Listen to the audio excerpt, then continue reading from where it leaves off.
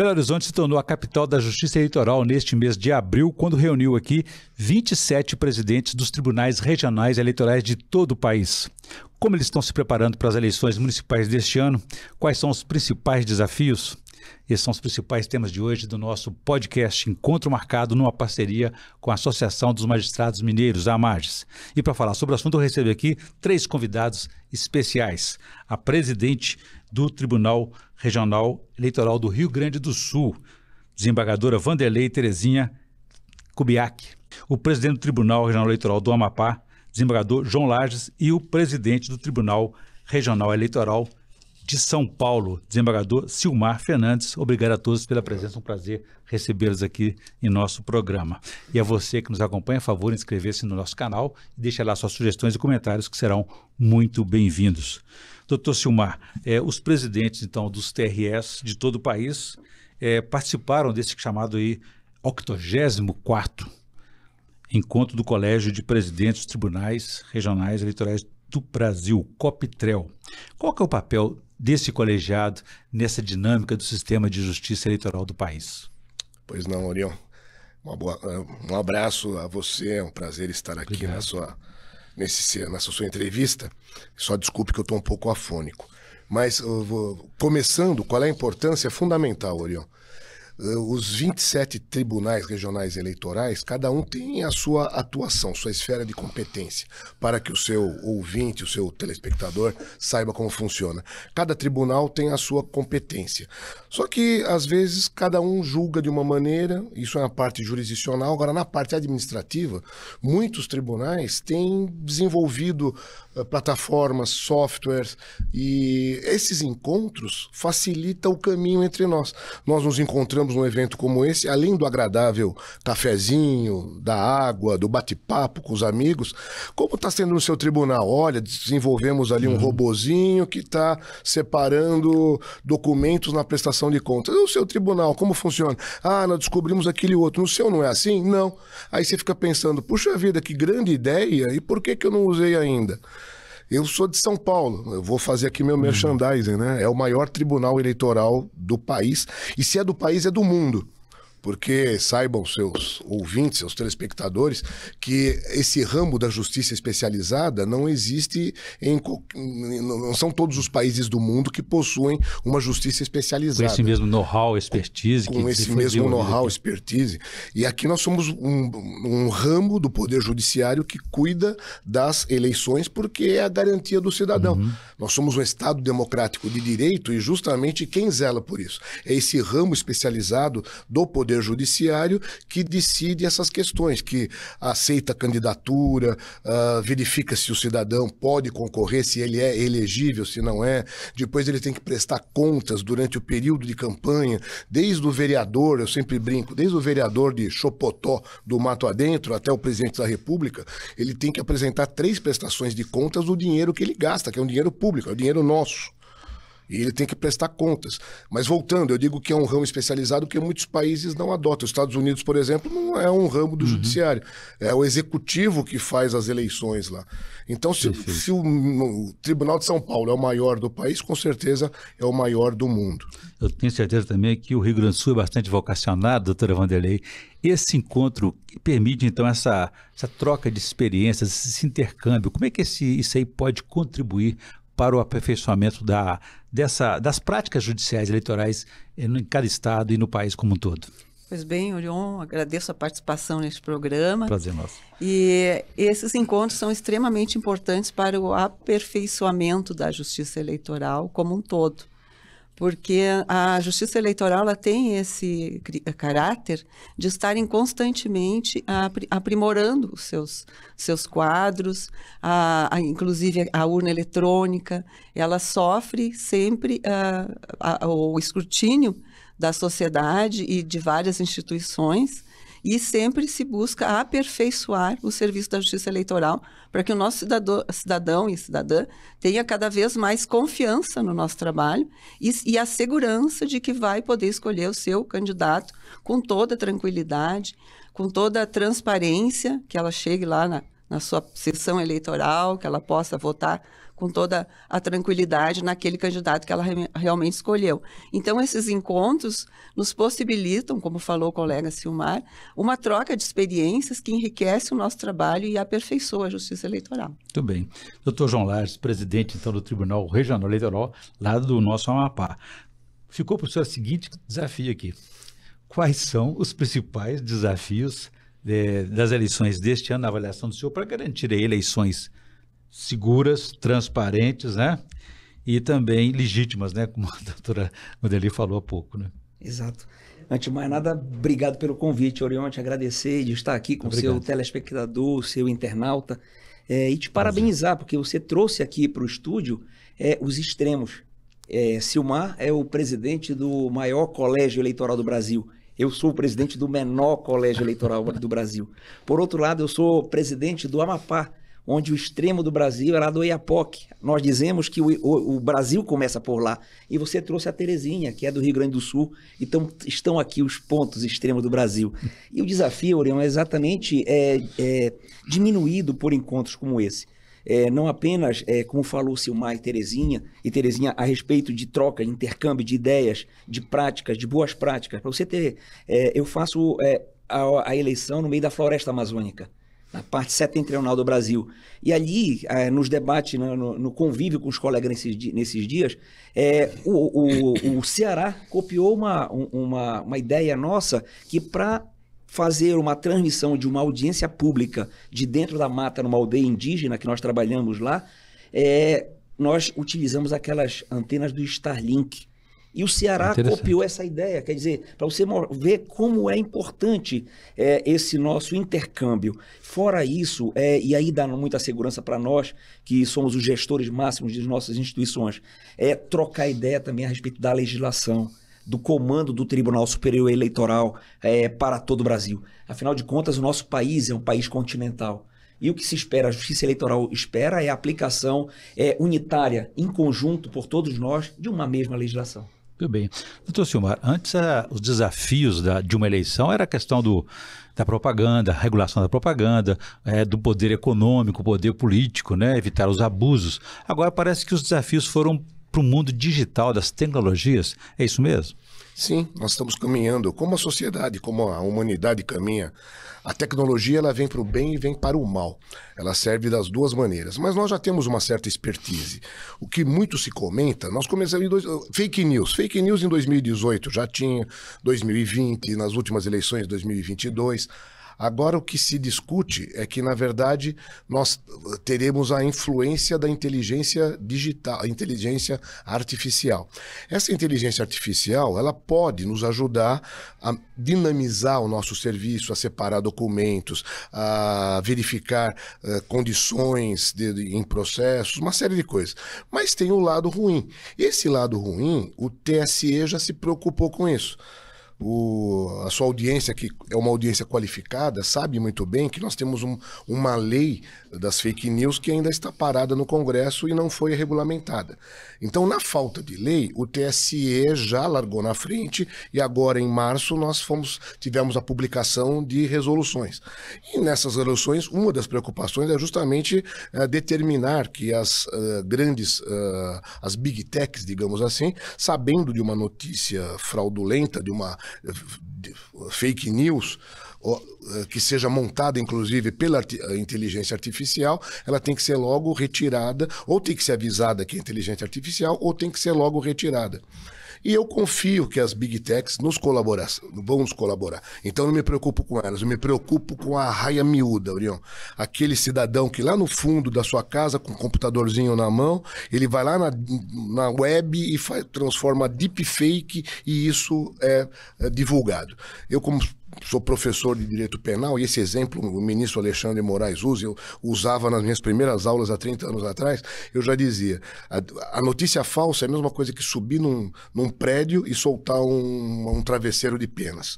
A hora que aquilo se esparrama, é mentira, aí você tem que descer e começar a pegar uma pena por pena. O estrago já está feito. Então, a nossa missão na Justiça Eleitoral é tentar coibir, impedir que essa notícia falsa seja divulgada.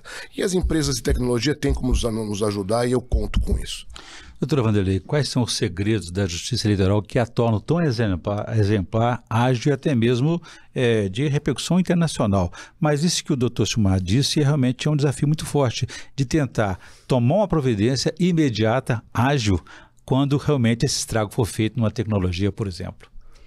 O grande segredo do êxito do trabalho da Justiça Eleitoral é o seu quadro de servidores, que é extremamente comprometido com a função que exerce. São pessoas abnegadas e também todo o apoio que nós temos da sociedade, porque temos mesários e mesárias que atuam, né, em todas as eleições e que garantem que o processo democrático ocorra e que o eleitor possa votar. E nessa questão das fake news, inteligência artificial, né, a notícia que eventualmente pode causar um descrédito em relação a algum candidato, isso realmente nos preocupa. Porque, como o colega Silmar falou, depois que se noticia uma notícia falsa que compromete a imagem de uma pessoa, dificilmente isso será revertido, principalmente num curto espaço de tempo, que é o da propaganda eleitoral. Então, há esse filtro que as plataformas são obrigadas a fazer por força da resolução do Tribunal Superior Eleitoral, em matéria eleitoral, especificamente, que é a competência do TSE em normatizar, que elas serão obrigadas a fazer um filtro prévio e não publicar, não divulgar notícias que tenham discurso de ódio, que causem alguma demérito, assim, demérito a algum candidato em termos de racismo, homofobia, todos esses preconceitos e o próprio descrédito do sistema eleitoral. Essas plataformas estão obrigadas, por força da resolução, a fazer esse filtro prévio, sob pena de responsabilidade civil e até, eventualmente, responsabilidade penal, se identificados, né, os autores. E o que passar desse filtro, então, cabe aos interessados, aos prejudicados, buscar os meios legais, o Ministério Público, pedir direito de resposta. Então, há uma série de mecanismos que estão sendo pensados já previamente para inibir ou, pelo menos, diminuir a incidência dessas fake news, da desinformação no próprio sistema eleitoral. Doutor João, a doutora Wanderley falou, o doutor Silmar também comentou sobre o estrago que pode acontecer até mesmo nas vésperas da eleição, de uma desinformação que estragando a reputação das pessoas aí. Isso até um pouco tempo atrás não era digital, mas havia aqueles jornais apócrifos, né, que surgiam na madrugada, às vésperas da eleição, não é isso? Já acabou?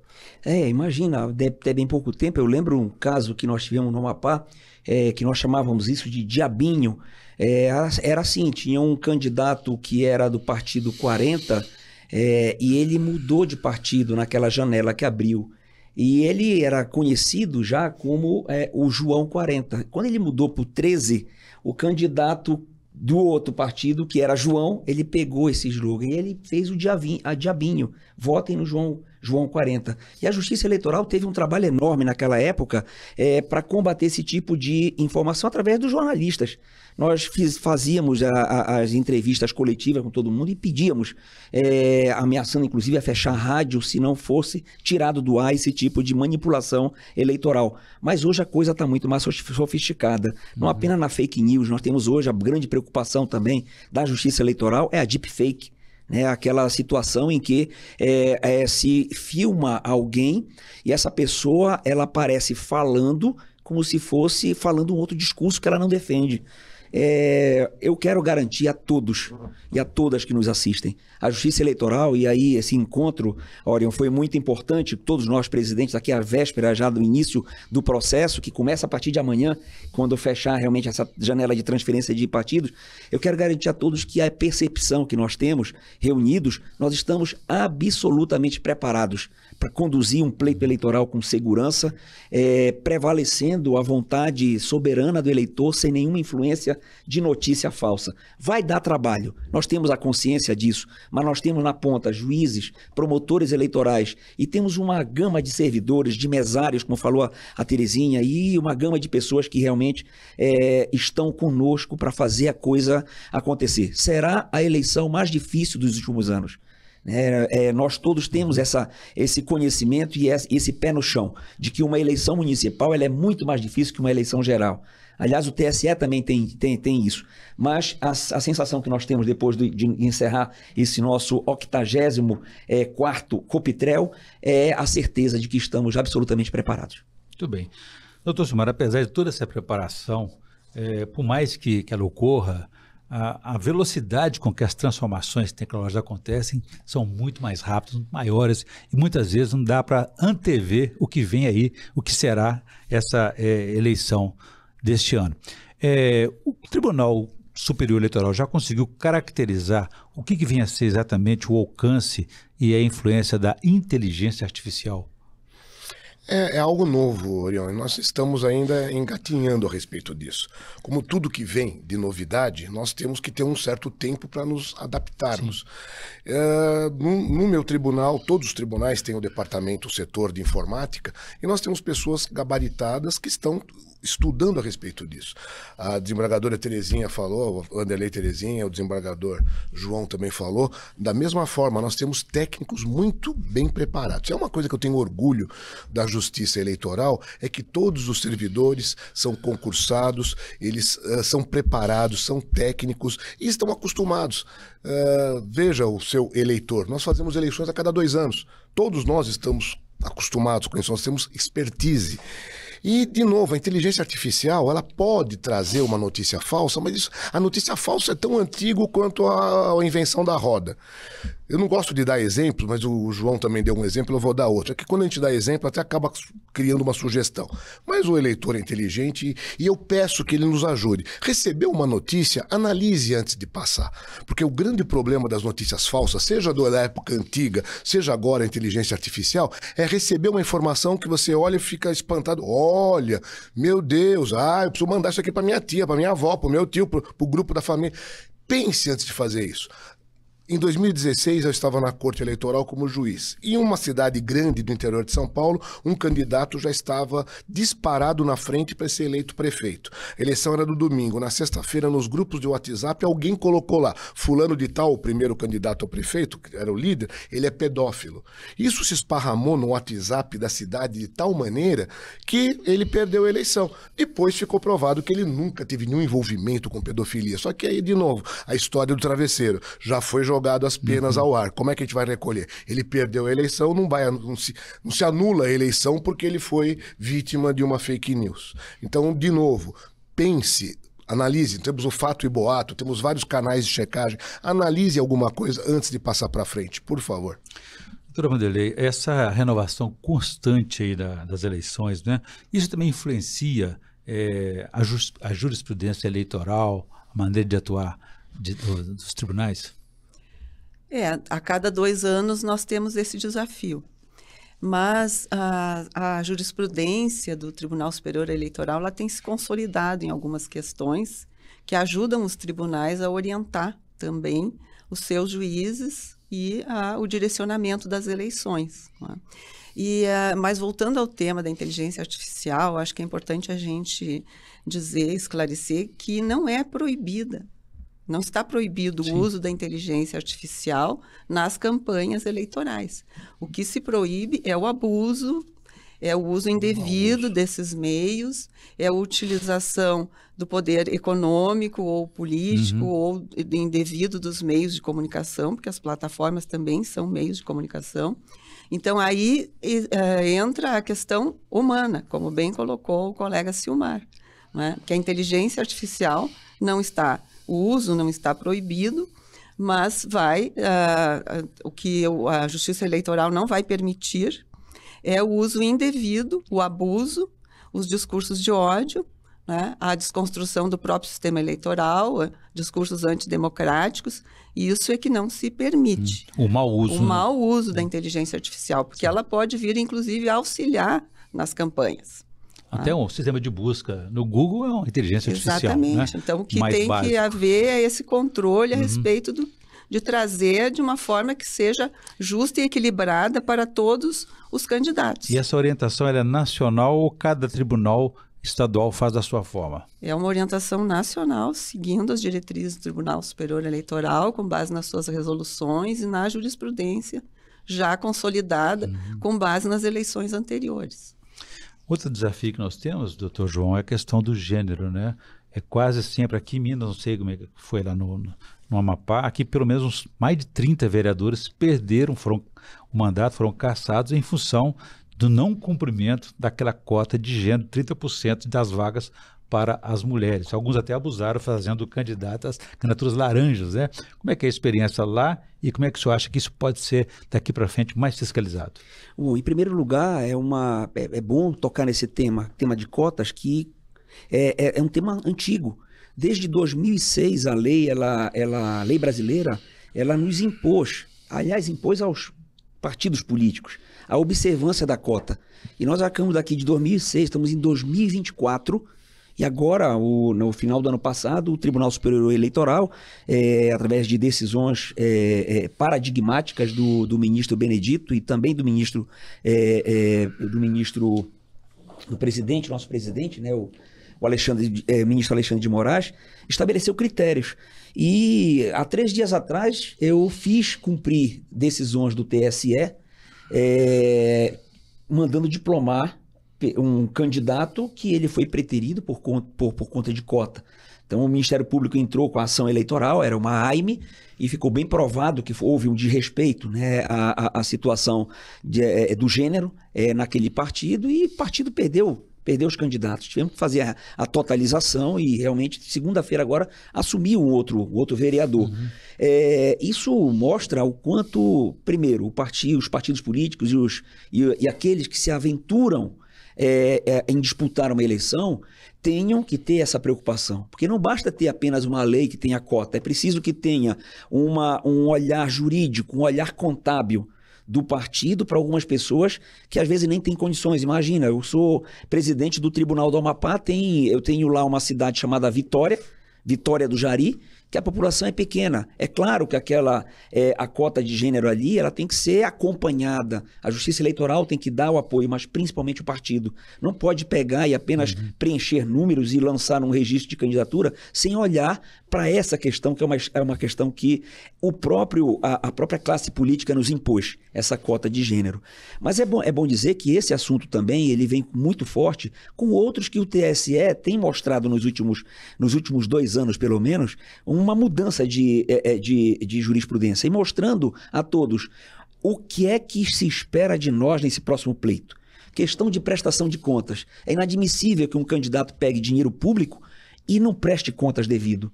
Nós temos aqui dinheiro público envolvido em campanha. É inadmissível a questão de cota. É inadmissível, por exemplo, deixar de fora de uma eleição as minorias. Por exemplo, lá nós temos a questão indígena. A Amazônia, nós estamos acompanhando com muita tristeza. A Amazônia está sendo pulverizada. Roraima, vimos há 2 dias atrás, nós estamos em pleno inverno amazônico, era para estar chovendo lá como chove aqui em Minas Gerais, né, nesse período, e não está chovendo, está seco, está queimando tudo. Quem cuida é o indígena. É a nossa preocupação de inserir essas pessoas, essas minorias, no seu contexto, para que eles possam não apenas ter direitos, mas também eles possam contribuir com o Brasil para o acompanhamento e não deixar o Brasil se deteriorar. É isso que se espera de todos nós. Muito bem.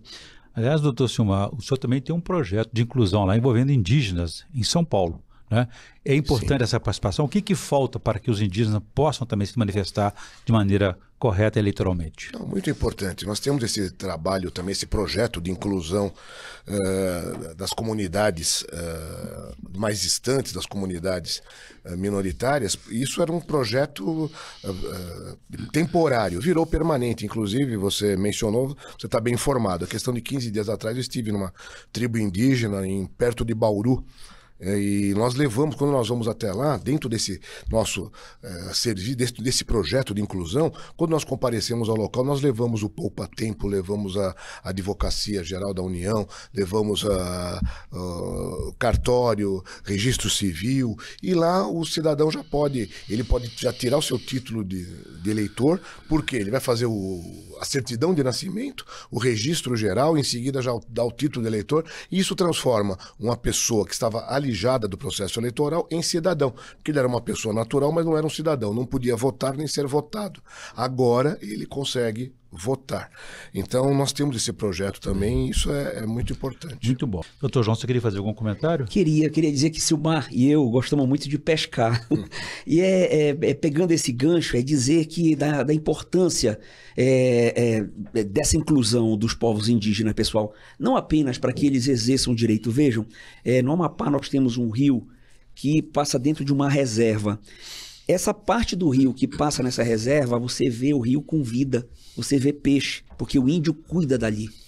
É o habitat dele. Quando você passa para outra, fora da reserva, no mesmo rio, você não vê mais isso. Então, quando você inclui o indígena, não apenas para ter os direitos de votar e também ser votado, nós estamos permitindo, porque o Brasil não tem condições de fiscalizar, por exemplo, toda a Amazônia. Nós estamos permitindo que esses povos originários, eles cuidem junto conosco de um patrimônio que é, para mim, a meu ver, da humanidade. Doutora Wanderley, nós tivemos recentemente, então, aquele registro dos 60 anos do golpe militar e sabemos da importância que a Justiça Eleitoral teve recentemente e sempre teve na defesa da democracia e do Estado de Direito. A senhora conduz um projeto interessante lá no Rio Grande do Sul sobre audiências públicas chamado Diálogos com a Sociedade, Urna Eletrônica e Eleições de 2024. Qual que é o objetivo e a importância desse projeto? É um projeto importante porque é uma forma de aproximação da Justiça Eleitoral com a sociedade. Então, nós realizamos recentemente esse evento, que chamamos de Diálogos com a Sociedade, e abrimos as portas do tribunal para que todos aqueles que quisessem nos questionar a respeito do sistema de votação, das urnas eletrônicas, enfim, qualquer pergunta que quisesse fazer a respeito da Justiça Eleitoral, e montamos ali uma mesa de diálogo com nossos técnicos, com a administração do tribunal, para responder todas essas questões como um processo de transparência, porque eu acho que uma das obrigações da Justiça Eleitoral é mostrar que nós não temos nada a esconder. Né? Nós somos uma justiça transparente e o nosso foco realmente é a defesa e o fortalecimento da democracia. E nada mais do que fazer isso na prática, abrindo as portas do tribunal e oferecendo espaço para todo e qualquer cidadão ou instituição, instituições públicas, privadas, que fossem lá nos questionar. E foi um evento muito bom, muito relevante, nos permitiu realmente um diálogo com todos que nos procuraram ali, tiramos dúvidas, esclarecemos pontos importantes e podemos também dar o nosso recado. E um dos recados que eu acho que é importante dar é justamente voltar à questão das cotas, porque as mulheres, elas são maioria do eleitorado. 51%? Exatamente. No Brasil, elas são 53% do eleitorado, mas esta maioria não se reflete no resultado das urnas. Então, é um questionamento que se tem que fazer. Não é? Por quê? Essa política da reserva de cotas não tem funcionado? O que tem acontecido? Por que essas mulheres não procuram se colocar em cargos de liderança, né? Lançar suas candidaturas, como foi trazido aqui, a questão das candidaturas laranja? Isso é um problema, porque às vezes as mulheres elas nem sabem, elas não sabem da responsabilidade que é colocar seu nome numa chapa para concorrer a uma eleição. Então, elas são, às vezes, induzidas a ceder seus nomes, não recebem apoio, algumas se desencantam com aquilo ali, sequer fazem campanha e nem sempre elas estão de má fé. Na maioria das vezes, elas estão de boa fé. Interromperam, mas como é que você acha que as mulheres podem ser mais incentivadas a participar da política, por exemplo? Diante de todo o contexto que a gente fala aí de participação política ou não, de corrupção, de dificuldades, estruturas machistas, mas a senhora acha que também a questão da jornada dupla, tripla que envolve a vida da mulher dificulta a participação dela? Eu acho que são vários fatores. Tá? Tem essa questão da jornada dupla e tripla, mas também tem uma questão cultural, né? Que já começa, penso eu, nos próprios partidos políticos, de usarem as cotas de gênero apenas para garantir a candidatura daqueles que são representantes do partido. Né? Então, começa daí já, a pouca valorização dos próprios partidos políticos nas candidaturas femininas. A falta de incentivo também nas campanhas, porque às vezes elas não recebem recursos, ou se recebem, acabam desviando esses recursos para candidaturas masculinas, e depois, como são recursos que vêm de dinheiro público, elas são obrigadas, inclusive, a devolver para os cofres públicos um dinheiro que elas nem receberam. Né? Então, isso é muito comum.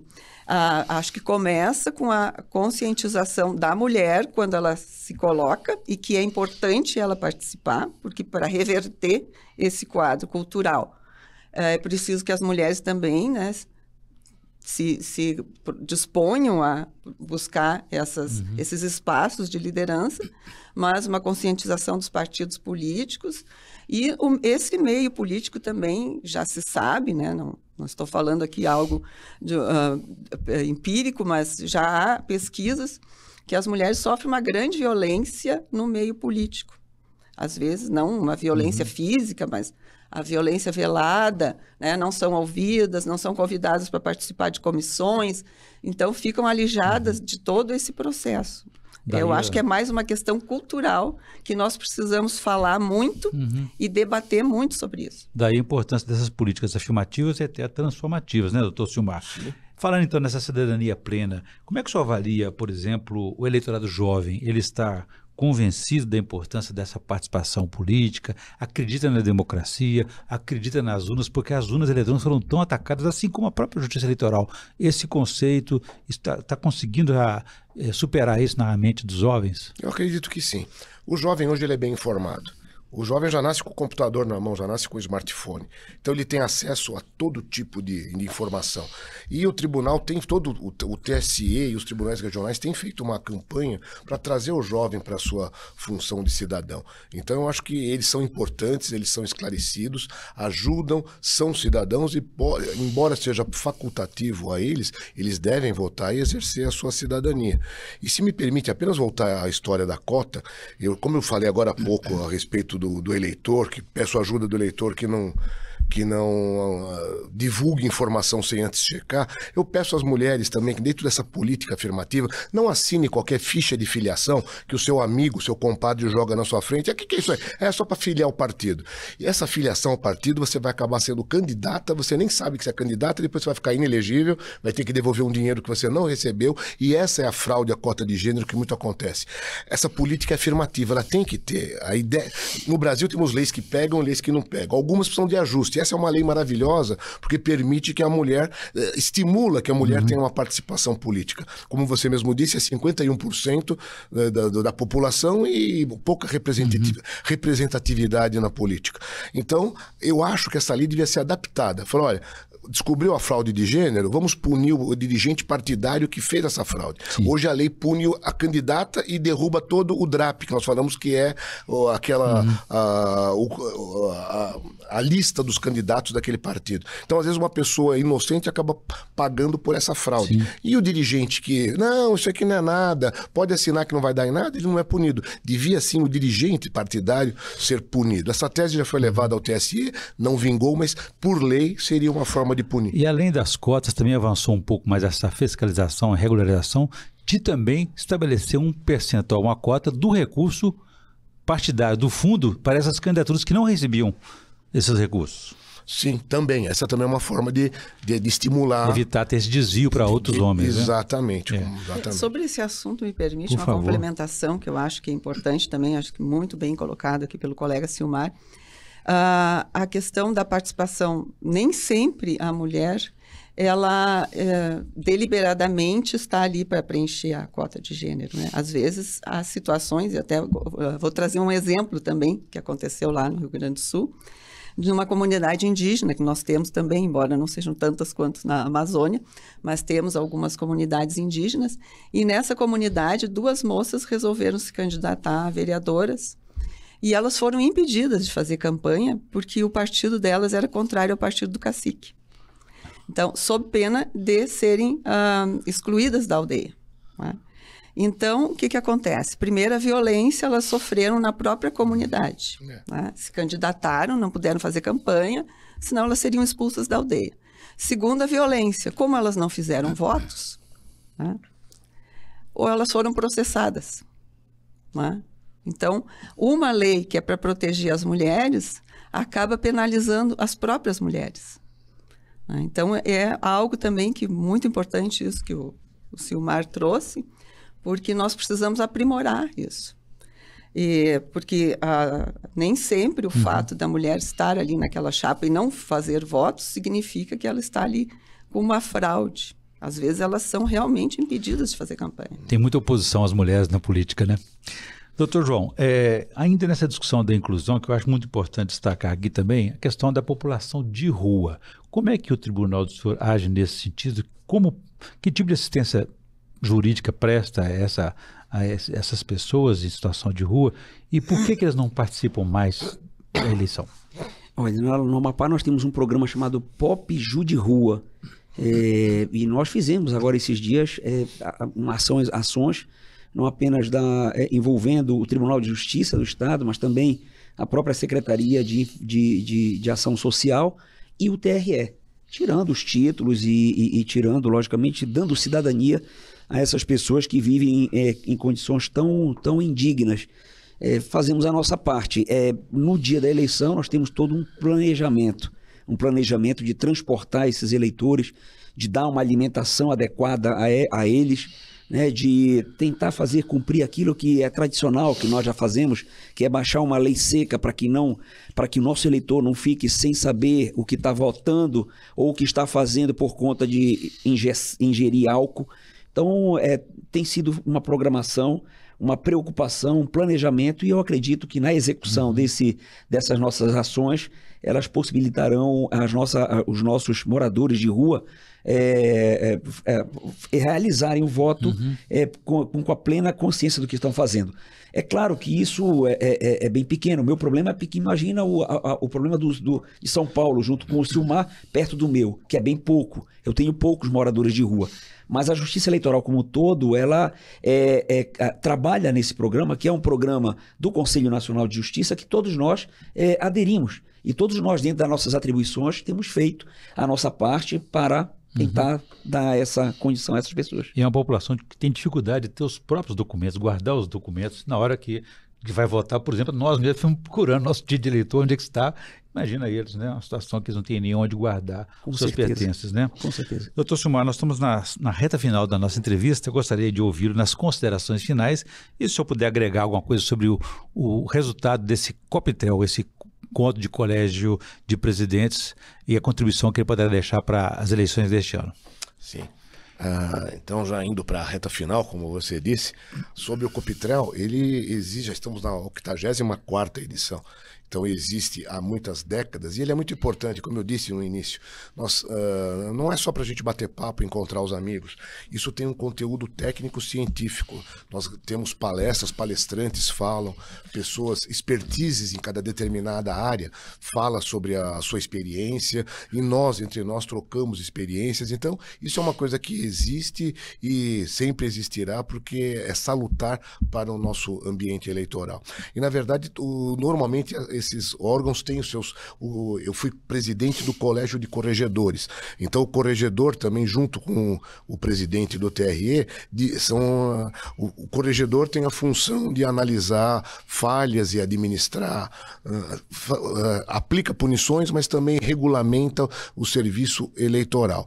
E nós tínhamos o Colégio de Corregedores, onde nós também fazíamos essa mesma conferência, nós também fazíamos o encontro para trocar experiências, e agora no COPTEL também é a mesma forma. Eu acho que isso vai continuar, e o próximo vai ser lá na terra no Amapá, o nosso próximo encontro. Vamos fazer uma nova edição lá de entrevistas. Doutora Wanderley, por favor, as considerações finais da senhora.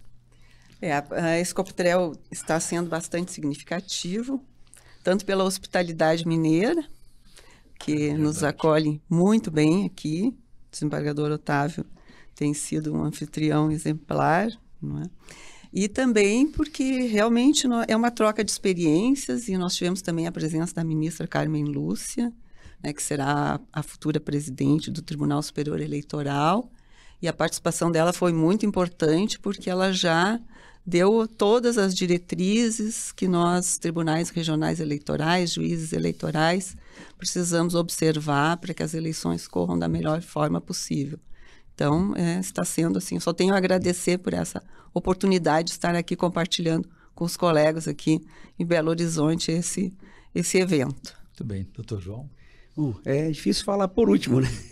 Silmar e Terezinha já falaram tudo, mas de fato é algo que da minha parte ficou muito gravado. Primeiro, a hospitalidade mineira, né? A forma como o desembargador Otávio Bocalini nos recebeu a todos, a forma hospitaleira como o povo daqui nos acolhe. É impressionante como vocês daqui de Minas sabem realmente nos fazer sentir nessa mineiridade, se é que eu posso dizer assim. E destacar esse ponto, né? Foi muito importante a presença da ministra Carmen Lúcia. Ela é uma pessoa fantástica, ela é uma pessoa que tem experiência, ela já presidiu várias eleições, ela já foi presidente do TSE. E ela, quando ela falou hoje conosco, ela falou com propriedade e conhecimento de causa. E tudo aquilo que ela traçou, os 3 eixos daquilo que ela veio tratar conosco, nós anotamos. De minha parte, já fiz até um cronograma de reunião com a minha tropa, digamos assim, os meus juízes, meus promotores eleitorais, meus defensores públicos eleitorais, para transmitir toda essa preocupação e transmitir tudo aquilo que nós tratamos aqui. Eu penso que deu para azeitar, eu gosto dessa expressão, a gente ouve muito no Norte, azeitar as engrenagens. Esse Copetrel, na meu ver, foi diferente. Azeitamos as engrenagens para poder, a partir de agora, já desse mês que começa realmente, fazer funcionar essa máquina eleitoral que é o Brasil. Um exemplo de democracia, e uma democracia firme, segura e de responsabilidade que é feita por todos nós. De outra parte, eu quero te agradecer, Orion, pelo convite, tá certo? E a oportunidade de estar aqui falando para o teu público. Oi. Muito bem, eu conversei aqui com a magistrada, esses magistrados vocacionados aqui, se dedicando e preparando aí para organizar o processo eleitoral municipal deste ano. Eu conversei então com o presidente do Tribunal Regional Eleitoral de São Paulo, desembargador Silmar Fernandes, a desembargadora Wanderlei Terezinha Kubiak, do Tribunal Regional Eleitoral do Rio Grande do Sul, e o presidente eleitoral do Tribunal Regional Eleitoral do Amapá, desembargador João Lages. Obrigado a todos pela participação, foi um prazer aqui. E a você que nos acompanhou até aqui pode ver e rever essa entrevista em nosso canal no YouTube. E deixe lá suas sugestões e comentários que serão muito bem-vindos. Obrigado e até a próxima.